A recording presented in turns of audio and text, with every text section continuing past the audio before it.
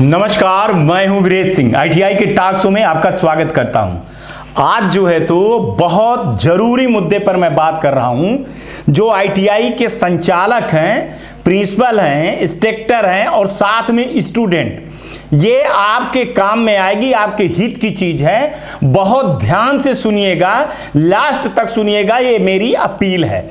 तो सबसे पहले जो नीति आयोग ने डीजीटी को आईना दिखाया है, या फिर मैं ये कहूं कि डीजीटी के दुखती नसों पर उन्होंने हाथ रख दिया है, तो उसके बारे में बताऊंगा, पूरा एनालिसिस करूंगा कि कहां पे नीति आयोग भी गलत थी और कहां रिपोर्ट सही है, कहां रिपोर्ट गलत है, कहां नीति आयोग की सुधार करना चाहिए था डीजीटी को। इसके लिए सारी चर्चाएं विस्तार से मैं करूंगा, एक एक पॉइंट पे बात करूंगा। सबसे पहले मैं आपको बता दूं कि जो डीजीटी के अधिकारी हैं उनको भी बता रहा हूं कि इसको बहुत ध्यान से देखिएगा आप लोग भी। जो नीति आयोग है उसके चेयरमैन खुद प्रधानमंत्री श्री नरेंद्र मोदी जी होते हैं और doctor P K Mishra principal secretary होते हैं, पीएस होते हैं, ये मोदी साहब के होते हैं। इसके बाद सुमन बैरी साहब जो है तो ये वाइस चेयरमैन हैं और इसके बाद ये नीति आयोग के जो है तो स्किल डेवलपमेंट के चेयरमैन भी हैं, ये हैं श्री राजेश गुप्ता जी, ये इसके डायरेक्टर हैं। डॉक्टर गगनप्रीत कौर ये कंसल्टेंट हैं और श्री कैलाश नाथ वर्मा जो है तो रिसर्च ऑफिसर हैं और ओसीन जी जो है तो ये प्रोफेशनल हैं, यंग प्रोफेशनल हैं। इसके बाद जो है तो धीरज कुमार राठौर ये यंग प्रोफेशनल हैं। तो इन लोगों ने मिल करके ये रिपोर्ट सबमिट किया। साथ में कुंदन कुमार जी एडवाइजर हैं skill development and employment vertical के, और 24 आईटीआई का, गवर्नमेंट और प्राइवेट आईटीआई का इन्होंने डेटा इकट्ठा किया, फिर इसके बाद इन्होंने रिपोर्ट किया। सोच लीजिएगा कि 24 गवर्नमेंट और प्राइवेट आईटीआई मिला करके ये डेटा और ये रिपोर्ट बनाई गई है, तो कितनी होगी। और वो भी उस आईटीआई में गए हैं कि मैं आपको क्या बता दूं। अगर आपको कुंदन जी ये रिपोर्ट जो है तो सबमिट करना था आपके पूरे टीम को, तो आपको कम से कम उस आईटीआई में जाना था जहां 1 टेट 2 टेट 3 टेट के आईटीआई चल रही है, गांव कस्बे मोहल्ले में जहां चल रही है, ब्लॉक स्तर पे चल रही है, जिला स्तर पे चल रही है, वहां जाना था। आप लोग इससे आप लोगों ने कन्नी काटी है। तो मैं आपको पहले एक चीजें बता दूं आईटीआई वालों को कि आप इनके रिपोर्ट के बारे में बात करूंगा, फिर मैं खुद विश्लेषण करके आपको बताऊंगा कि क्या करना है। नीति आयोग ने डीजीटी को नहीं, सरकार को यह सुझाव दिया है कि तो सीबीएसई के तर्ज पर आईटीआई के लिए एक अलग बोर्ड बनाने का नीति आयोग ने सरकार को सुझाव दिया है। नीति आयोग ने आईटीआई में वर्षों से चल रहे गैर जरूरी पाठ्यक्रमों के स्थान पे वर्तमान और भविष्य की जरूरत के अनुसार नए पाठ्यक्रम तैयार करने की पैरवी की थी, जो अच्छी बात है। सुझाव भी दिया गया है प्रशिक्षण महानिर्देशालय डीजीटी को राज्य और जिला स्तर पर कौशल की मांग को आकलन करना चाहिए। कौशल विकास और व्यावसायिक शिक्षा के प्रति मोदी सरकार जिस तरह से गंभीर है, उसके लिए NITI Aayog report road map का काम कर सकती है यदि सरकार डीजीटी आयोग के सुझावों पे अमल करती है। तो देश में सीबीएसई के तर्ज पर व्यावसायिक बोर्ड और व्यावसायिक शिक्षा के लिए अलग से बोर्ड होगा। वर्तमान और भविष्य की मांग के अनुसार नए पाठ्यक्रम बनेंगे और जेईई की तरह आईटीआई में प्रवेश के लिए राष्ट्रीय स्तर पर केंद्रीकृत व्यवस्था शुरू हो सकती है। तो अब सोच लीजिए कि क्या कह रही है नीति आयोग। एक एक चीजें को सुनते जाइएगा, बहुत ध्यान से सुनिएगा, काम में आने वाला है। नीति आयोग ने कहा कि एनसीबीटी की भूमिका पर विस्तार कर उसे national board for skill development के रूप में स्थापित किया जाए। बोर्ड की परीक्षा कराने के लिए आईटीआई प्रशिक्षण प्रार्थियों को डिग्री देने का अधिकार मिले और वह डिग्री सीबीएसई द्वारा दिए जाने पर एकेडमिक प्रमाण पत्रों के समतुल्य माने जाएं। अब इस पे सोच लीजिए, जो आपकी बात थी आपको सर्टिफिकेट दिया जाता था, तो अब उसकी वैल्यू कितनी बढ़ जाएगी।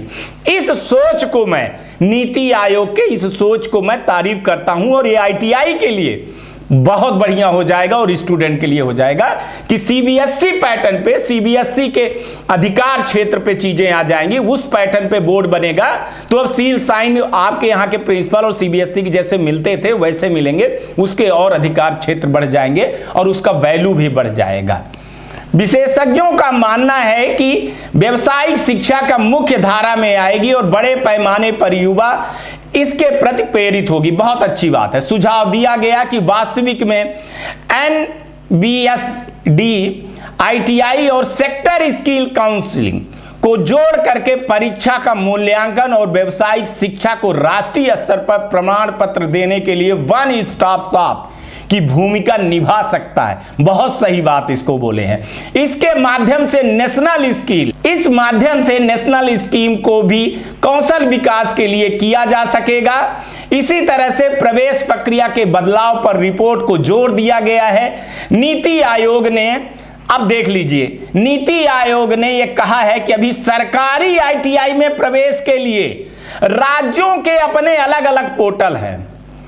आईटीआई में भी प्रवेश की प्रक्रिया को व्यवस्थापित और पारदर्शी बनाने के लिए ज्वाइंट सीट एलोकेशन अथॉरिटी यानी जोसा के तर्ज पर राष्ट्रीय स्तर पर केंद्रीकृत पोर्टल बनाने की जरूरत है। जेईई और नीट के मॉडल को अपनाया जा सकता है। बहुत अच्छी बात है। इसके अलावा 8वीं और 10वीं के अंकों के आधार पर प्रवेश देने से बेहतर होगा कि व्यावसायिक शिक्षा के प्रति छात्रों का रुझान कौशल में परखा जाए। अब नीति आयोग ने जो है तो आईटीआई के पे नए पाठ्यक्रमों की जो पैरवी की है, तो नीति आयोग ने आईटीआई के वर्षों से चल रहे गैर जरूरी पाठ्यक्रमों के स्थान पे वर्तमान भविष्य की जरूरत के अनुसार नए पाठ्यक्रम को तैयार करने की पैरवी की है। और रिपोर्ट में सुझाया गया है कि इस प्रशिक्षणालय डीजीटी को राज्य और जिला स्तर में कौशल की मांग के अनुसार से जो है तो कोर्स बनाए जाएं और उस हिसाब से जो है तो चीजें चलाई जाएं जो कंपनियां और फैक्ट्री की जरूरत होती है।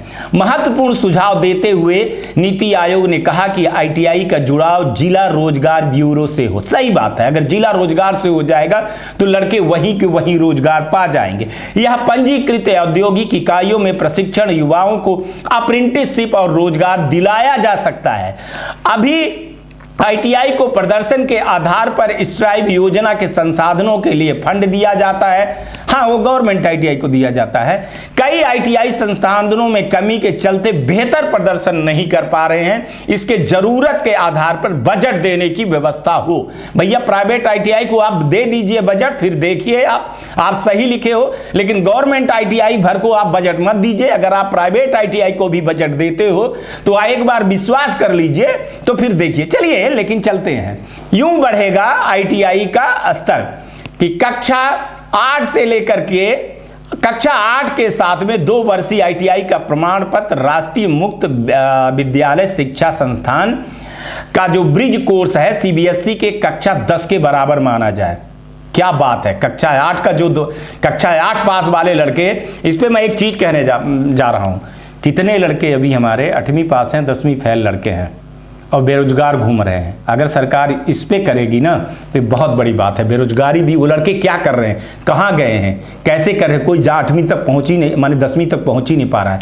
तो अगर कक्षा 8 के साथ में 2 वर्षीय आईटीआई का प्रमाण पत्र राष्ट्रीय मुक्त विद्यालय शिक्षा संस्थान द्वारा उनको अगर ब्रिज कोर्स तैयार करके दिया जाएगा तो वो कह रहे हैं कि सीबीएसई की कक्षा के 10 के बराबर माना जाएगा। ये स्टूडेंट के लिए और आईटीआई के लिए बहुत बड़ी चीज है। इसीलिए मैं बोल रहा था कि आप लोग इसको देखते जाएं। नीति आयोग ने कितनी बड़ी बात कही है समझिएगा कि कक्षा 8 के साथ 2 वर्षीय आईटीआई का प्रमाण पत्र और राष्ट्रीय मुक्त विश्वविद्यालय को शिक्षा संस्थान NIOS का ब्रिज कोर्स सीबीएसई के कक्षा 10 के बराबर माना जाए। मतलब जो 8वीं पास हैं लड़के, अगर वो 2 वर्ष के आईटीआई का प्रमाण पत्र पा लेते हैं तो सीबीएसई के 10वीं के बराबर माना जाए। ऐसे ही बोल रहे हैं कि कक्षा 10 के साथ 2 वर्ष का आईटीआई का प्रमाण पत्र और एनआईओएस का ब्रिज कोर्स को सीबीएसई के कक्षा 12 के बराबर दर्जा मिले जाए। इससे बहुत बड़ी क्रांति आएगी और आईटीआई की स्थिति सुधरेगी। इस रिपोर्ट को बनाने वाले को मैं थैंक यू कहता हूं। साथ में उन्होंने ये कहा है कि आईटीआई के प्रमाण पत्र के आधार पर पॉलिटेक्निक कॉलेज में प्रवेश दिया जाए। आईटीआई का एक चीज और वो ये बहुत बड़ी चीज है कि आईटीआई के प्रमाण के आधार पर जो है तो पॉलिटेक्निक के कॉलेज में प्रवेश दिया जाए, वो भी जो इस पैटर्न पे आ रहे हैं। और सीबीएसई जैसे प्रमाण पत्र अगर मिलेगा तो आप सोचिए कि लड़कों का कितना बड़ा मार्केट आईटीआई में आएगा। इसीलिए मैं बोल रहा था कि पूरे रिपोर्ट को ध्यान से सुनिएगा। इसके बाद कहते हैं कि आईटीआई का प्लेसमेंट दर 0.1 से भी कम है।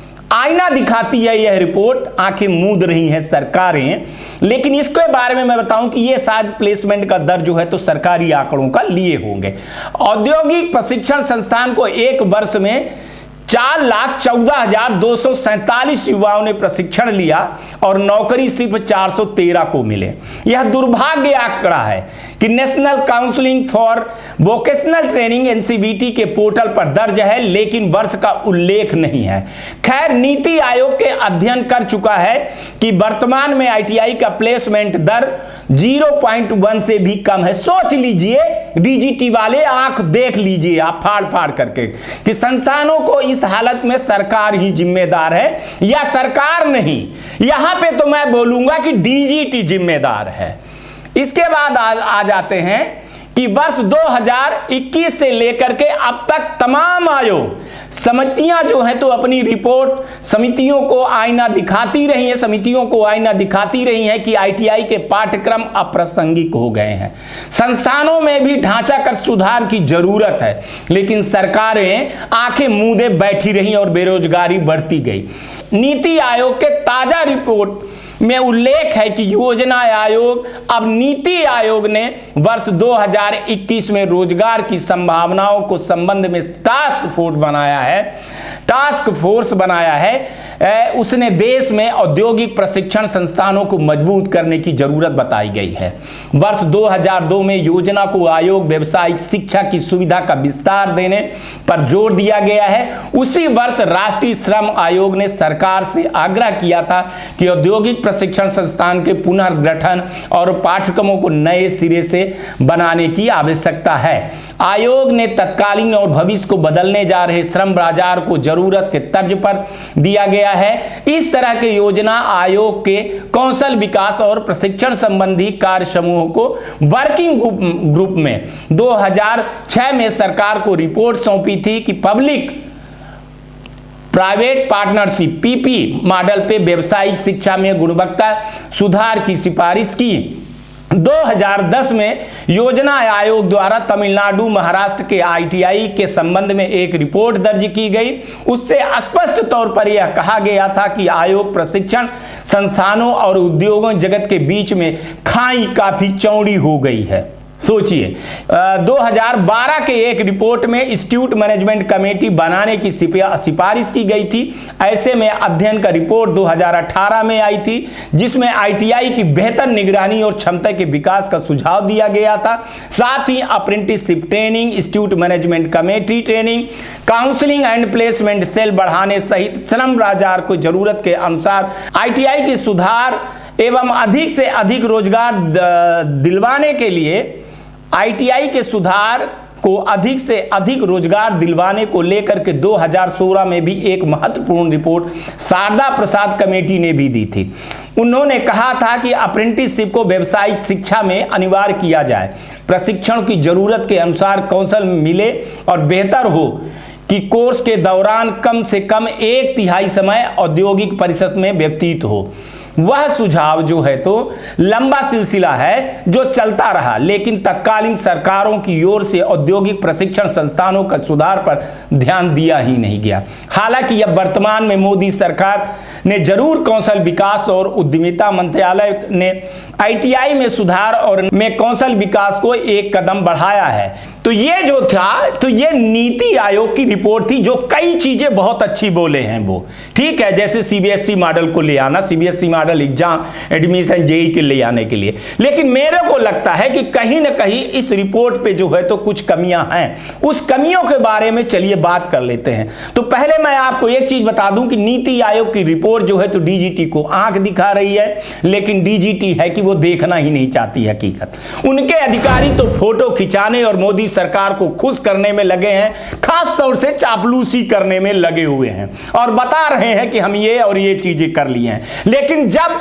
ये कमेटी नीति आयोग ने ये रिपोर्ट दे लिया है तो अब डीजीटी के अधिकारियों पे कालिक पुत गई है और जैसे सांप सूख गया हो। अभी तक हम न्यूज में दिखा रहे थे, बता रहे थे कि ये सारी चीजें हो रही थी, तो डीजीटी आरोप लगा रही थी कि गलत कौन है, गलत जो है तो आईटीआई है, जबकि आईटीआई गलत नहीं है। एक बार प्राइवेट आईटीआई पर अगर विश्वास करके देखती डीजीटी तो ये आईटीआई, प्राइवेट आईटीआई वाले जो 13-14 हजार हैं, जो आपके 80% रिजल्ट आते हैं, उसमें भागीदार इन्हीं के बच्चों का स्किल किया हुआ है, ठीक है ना। आपके गवर्नमेंट भर आईटीआई से नहीं होता है। लेकिन आप लोग जो है तो चापलूसी करने में, फोटो खिंचवाने में बिजी रहते हो। और जो अभी तत्कालीन जो है तो डीजी और इसके पहले डीजी और इसके पहले जो है तो सेक्रेटरी थे, उनकी जो नीति थी वो सबसे निचले स्तर की नीति थी। सिर्फ दिखावा ज्यादा था, काम कब था। और न्यूज पेपरों ने जो धज्जियां उड़ाई है डीजीटी को, अब वो देखते नहीं जा रहा है, ठीक है ना।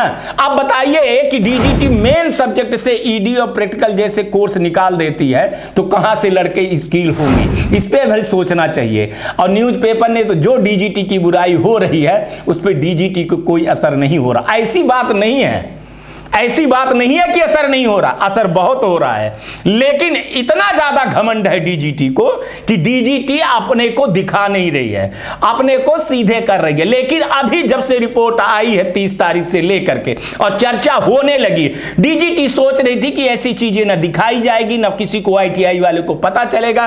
2, 4, 5 न्यूज एजेंसियों ने दिखाया है तो कोई बात नहीं, ये चीजें भूल जाएगी। लेकिन ये आप समझ लीजिए कि मैं ये आपकी कमजोर कड़ी पकड़ लिया हूं। जैसे आपने आईटीआई एडमिशन के लिए गुणवत्ता का पाठ पढ़ाया था, अब मैं बार बार आपको इसको डाउनलोड करके रख लिया हूं और इस रिपोर्ट को मैं बार बार आपको दिखाता चला जाऊंगा और आपकी दुखती नसों को मैं दबाता चला जाऊंगा।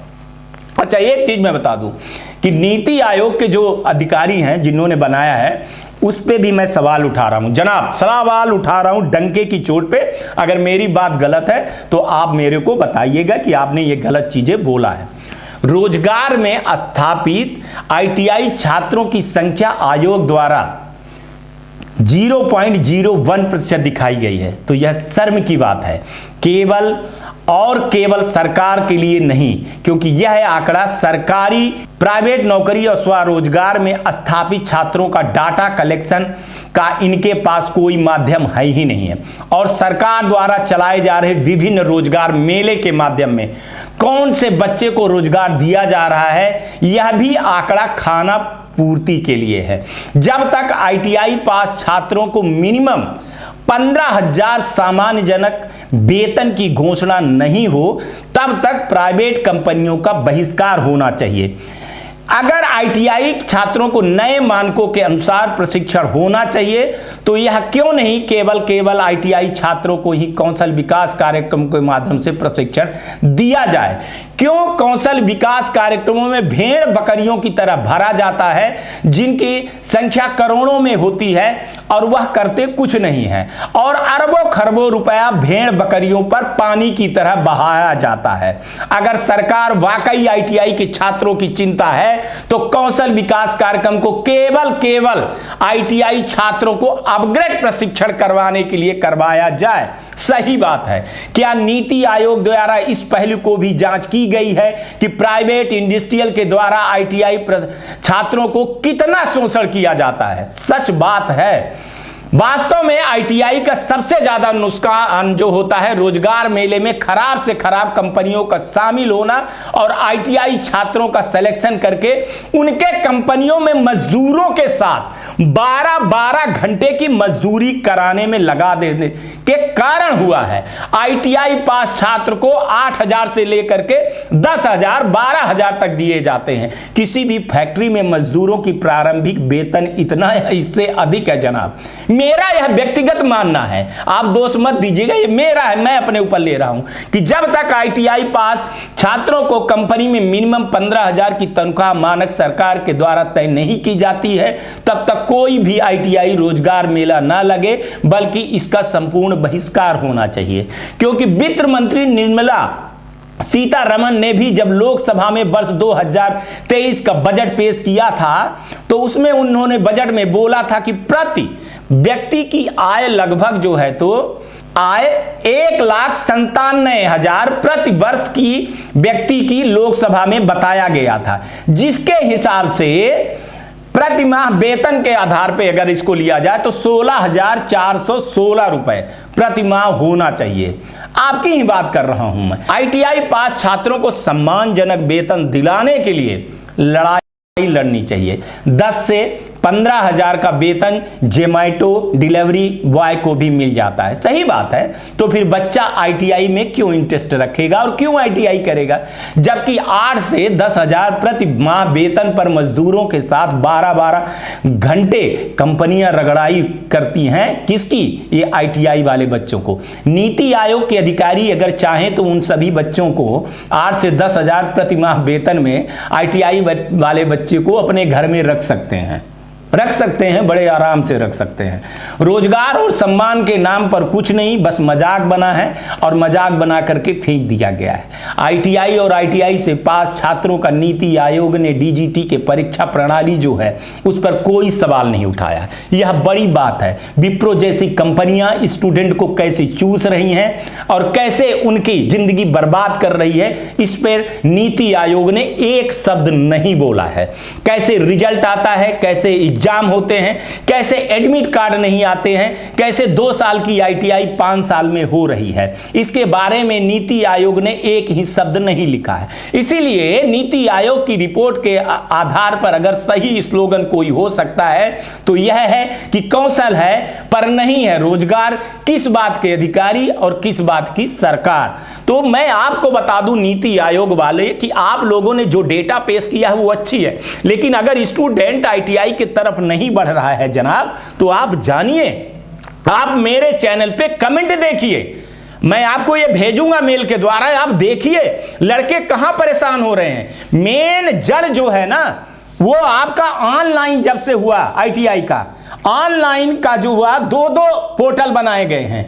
एससीबीटी है, एनसीबीटी है, एक कार्ड निकलता है एससीबीटी से, एक कार्ड निकलता है एनसीबीटी से, एक रजिस्ट्रेशन की दुनिया भर करो, दुनिया भर की फीस अलग अलग जमा करो, 2 अलग अलग लोग काम करें उस पे, और जो है तो एग्जाम लेने के लिए स्टेट जो है तो प्रैक्टिकल का ले और केंद्र जो है तो थ्योरी का ले।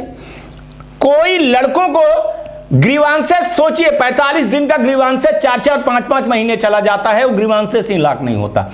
एक भी चीज टोल फ्री नंबर डीजीटी के पास नहीं है। एक चीज तो मैं आवाज उठाता हूं, क्या डीजीटी ऑनलाइन एग्जाम करा रही है तो क्या इसका जवाब हमको मिल जाएगा। मैं जो अधिकारी हैं, पीएमओ के अधिकारी हैं, जो पीएस हैं प्रधानमंत्री के, जो नीति आयोग के भी पीएस हैं, तो उनसे मैं सवाल करूंगा कि सर डीजीटी के अधिकारियों को, मैं इसको आपको भेजूंगा, डीजीटी के जो अधिकारी हैं उनसे आप ये चीजें पूछिएगा जरूर। डॉक्टर पीके मिश्रा जी जो प्रिंसिपल सेक्रेटरी हैं पीएम के भी और इस आयोग के भी, और सुमन बैरी जी जो वाइस चेयरमैन हैं, तो आप पूछिएगा कि आज तक एक टोल फ्री नंबर क्यों नहीं दे पाए हैं। हेल्प डेस्क पे जो बैठा है ना, वो किराए का आदमी बैठा हुआ है, उसको रटाया गया है जितनी चीजें उतनी चीजें ही वो बोलता है, बाकी कुछ भी नहीं बोलता है। इनके अधिकारियों को फोन करें तो कोई फोन नहीं उठाता है, मेल करे तो कोई मेल का जवाब नहीं देता है। अब आप हमको यह बता दीजिए कि लड़का करे तो करे क्या।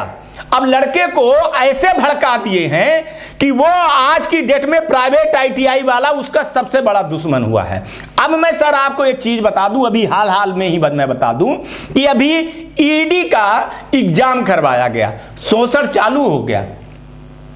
आप कहिए तो मैं सबूत आपको भेज दूंगा कि गवर्नमेंट आईटीआई के द्वारा जो है तो मांगा जा रहा है कि अगर ईडी और प्रैक्टिकल में पास होना है तो 2 से 4 हजार रुपए दो और नहीं तो फिर झूलते रहिए। सोच लीजिए, अब आईटीआई वाला करे तो करे क्या, आईटीआई वाला भी उसमें फंस जाता है, उसको अपने स्टूडेंट को निकालना है। तो अब लड़के को क्या लगता है कि मैंने पैसा नहीं दिया तो फेल हो गया हूं। तो अभी ये गवर्नमेंट और प्राइवेट आईटीआई के बीच में लड़ाई करवा दिए, नोडल का करवा दिए। स्टूडेंट जो है तो प्राइवेट आईटीआई वाले को दुश्मन मान लिया है। अब एक चीज बता दीजिए कि जो ये आपने नीति आयोग के प्रमाण पत्र में ये चीजें नहीं लिखी, नीति आयोग ने रिपोर्ट में नहीं लिखी कि दुनिया में पहली बार ऐसा है कि ऑनलाइन सर्टिफिकेट जो है तो बिना साइन किए हुए प्रिंसिपल की स्टूडेंट के प्रोफाइल पे है और वहां से मार्कशीट निकाल लेता है। इसके बारे में नीति आयोग ने आंख मूंद लिया है। क्यों मूंद लिया है? क्या ये उनके जो अधिकारी गए थे वो उसको जानते हैं या नहीं जानते हैं, या फिर इस पे कुछ काला पीला किया गया है? तो सवाल तो देखिए मैं उठाऊंगा जो उठने वाले हैं। और हां, आईटीआई की गलती है, आप आईटीआई की अपग्रेडेशन में करिए ना भाई। एडमिशन के पहले हर आईटीआई की जांच करनी चाहिए, आपकी जांच करना चाहिए, बहुत अच्छी बात है। देखिए ये आपने ही पहले 1 टेट दिया, फिर 2 टेट दिया, फिर 3 दिया, फिर 4 दिया, कल आप 8 दोगे, फिर 12 दे दोगे। तो अगर जो आपके रूल बने हुए हैं, 1 टेट वाला भी आईटीआई खोला है तो उसको भी खोले रहने दीजिए, आप 2 टेट का है उसको भी रहने दीजिए, जो जैसा है उसको रहने दीजिए। हाँ, अगर वो अपग्रेड होना चाहता है बड़ी आईटीआई, अगर उसको आप एक चीज कर दीजिए कि अगर हम अनुदान देंगे तो हम ए ग्रेड के आईटीआई को अनुदान देंगे जिनके पास सारी चीजें होंगी, आप ये कर दीजिए। लेकिन अभी ये चल रहा है कि ये जो 1 टेट वाले आईटीआई हैं उनको समाप्त कर देंगे हम, 2 टेट वालों को कर देंगे हम समाप्त, 3 टेट वालों को कर देंगे हम, 4 टेट वालों को करेंगे। तो अब बताइए कि जो वहां पे खोल लिया वो आगे करे तो करे क्या? और स्टूडेंट के भलाई के लिए आपने क्या किया? रिपोर्ट में कई चीजें ग्रेडिंग के बारे में लिखी है। तो नीति आयोग के मैं बताता हूं कि जो ग्रेडिंग की गई ना वो अच्छा खासा कमाई का एक वसूली का जो है वसूली अभियान, ग्रेडिंग वसूली अभियान मैं उसको नाम दूंगा। 5,000 से लेकर के 50,000 रुपए तक की वसूली की गई और ग्रेडिंग का कोई मतलब नहीं निकला। ग्रेडिंग का मतलब सिर्फ इतना निकला है कि जिन आईटीआई की ग्रेडिंग कम है वो बेचारे जो है तो आईटीआई का ट्रेड नहीं बढ़ा सके, लेकिन वही गवर्नमेंट की कम थी उनको जो है तो अफिलिएशन मिल गया। इस पर ध्यान देना था, इस पर ध्यान कोई नहीं दिए हो। और मैं न्यूज में बार बार आईटीआई अवेयरनेस का ही प्रोग्राम चलाता हूं और अवेयरनेस के लिए मेरे लिए कोई चीजें प्रायोजित नहीं होती है, ना आईटीआई प्रायोजित होती है, ना स्टूडेंट प्रायोजित होती है, ना गवर्नमेंट प्रायोजित होती है। हाँ, हमको डराया जा सकता है, हमको धमकाया जा सकता है, चैनल बंद करवाया जा सकता है, लेकिन आवाज नहीं बंद करवाई जा सकती है। दर्द यहां तक भरा हुआ है। 28 साल तक काम किया हूं तो मैं जानता हूं, हर एक चीज को जानता हूं। और नीति आयोग के अधिकारियों को मैं बोल रहा हूं, doctor P K Mishra ji principal secretary P S to P M को मैं बता रहा हूं कि सर मैं ये सारी चीजें खा आपको भेजूंगा और आप देखिएगा कि इसमें सरकार दोषी नहीं है। मैं सरकार को बिल्कुल भी दोष नहीं समझता हूं, जो अभी मौजूदा सरकार है। मैं कोई मोदी प्रमोटर नहीं हूं, मैं हर एक सरकार की जो सरकार अच्छा काम करती है उसके लिए बात कर रहा हूं। इसमें अधिकारी दोषी हैं। आप हमको एक चीज पूछिएगा कि ऑनलाइन एग्जाम कराने वाली डीजीटी में कितने आईआईटीएन हैं, कितने कंप्यूटर प्रोफेशनल हैं? क्या उज्जवल विश्वास जी की डिग्री आईआईटीएन है? क्या वो आईआईएम से पढ़े हैं? क्या वो आईटीआई के बारे में क्या जानते हैं? ऑनलाइन आईटी के बारे में क्या जानते हैं? मूर्ति जी क्या जानती हैं? मैडम जो आई हैं वो क्या जानती हैं? जो सेक्रेटरी साहब हैं वो कितनी चीजें जानते हैं आईटी के बारे में? वो सिर्फ विप्रो के बारे में हैं। एक चीज और कहूंगा सर कि जिस कंपनी को ब्लैक लिस्टेड किया गया था एग्जाम के लिए 3 राज्यों में, वही क्यों एग्जाम ले रही है? अब आप सोचिए, सारी गड़बड़ी जो है ना विप्रो की है। विप्रो को हटा करके सीबीएसई मॉडल जैसे परीक्षा करवाया जाए अगर, तो आप सोच लीजिए दूसरे एजेंसी को लाया जाए तो आईटीआई अपने आप सुधर जाएगी, अपने आप सुधर जाएगी। और एक बार प्राइवेट आईटीआई पे विश्वास किया जाए, उनके डायरेक्टर, मैं ये बिल्कुल नहीं कह रहा हूं कि सारे आईटीआई वाले गंगा की तरह पवित्र हैं। तालाब में है मछलियां गंदगी, मैं लगा हूं, आईटीआई वाले भी लगे हैं, अब एसोसिएशन वाले भी मेरी बात को मानने लगे हैं कि सर जो गंदगी है उसको हटाना है। आप भी आइए साथ में, हम भी आते हैं साथ में। ऐसे माफिया दलाल जो आईटीआई हैं, जो 5-5, 6-6 आईटीआई चला रहे हैं, जहां मशीन नहीं है, जहां स्टूडेंट को पढ़ाया नहीं जाता है, जहां फैकल्टी नहीं है, उन आईटीआई को बिल्कुल सफाया किया जाए। आप अभी से करिए ताकि वो जुलाई में एडमिशन ना करवा पाए। लेकिन एक चीज देखिए सर, कि अब आईटीआई एडमिशन के लिए भी स्टूडेंट को कोर्ट क्यों जाना पड़ रहा है? क्या राइट टू एजुकेशन के तहत में लड़कों को एडमिशन का अधिकार नहीं है? अब आपके यहां के सेक्रेटरी उज्जवल विश्वास जी ने एक बिल्कुल चिमटा गाड़ दिया है सर कि नहीं करेंगे, नहीं करेंगे। आईटीआई वालों ने अपनी तरफ से जोर लगाया, कुछ एसोसिएशन वाले गए, फिर हाई कोर्ट दिल्ली में लगा, वहां को भी मैं आपको नीति आयोग को बता रहा हूं कि वहां के भी बताइए जज साहब को बात को इन्होंने नहीं माना, जज साहब ने उनको बोला, फिर दोबारा जो है तो हाई कोर्ट में लगा।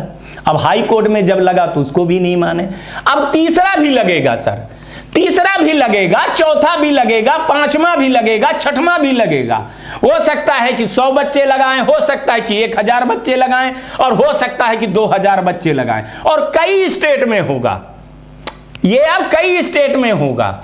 स्टूडेंट जग गया है और जानने लगा है कि उसके साथ में क्या हो रहा है। तो आज तक के लिए इतना ही। और प्राइवेट आईटीआई वालों को मैं बोल रहा हूं कि आप लोग अपना ध्यान रखिए, आसपास सफाई रखिए। लड़कों को भी बोल रहा हूं, और गाड़ी धीरे चलाइए, हेलमेट लगाइए, और ये आईटीआई टॉक शो देखते रहिए। आप में एकता की कमी है, अगर आप एक हो जाएंगे तो बहुत सारी चीजें हो जाएंगी। और आज के वीडियो को हर आईटीआई पे और हर स्टूडेंट को शेयर करिए, जरूर देखिए। बहुत जरूरी है इस नीति आयोग के रिपोर्ट को और डीजीटी की रिपोर्ट को। अगर मैंने सही बोला है, सही चीज बोला है, तो आप कमेंट करके जरूर समर्थन करवाइए, आप अपने यहाँ के प्रिंसिपल से, आपके अपने के यहाँ के इंस्ट्रक्टर से। आज का दिन भी शुभ हो और आने वाला कल भी आपका शुभ हो। नमस्कार, जय हिंद, जय भारत।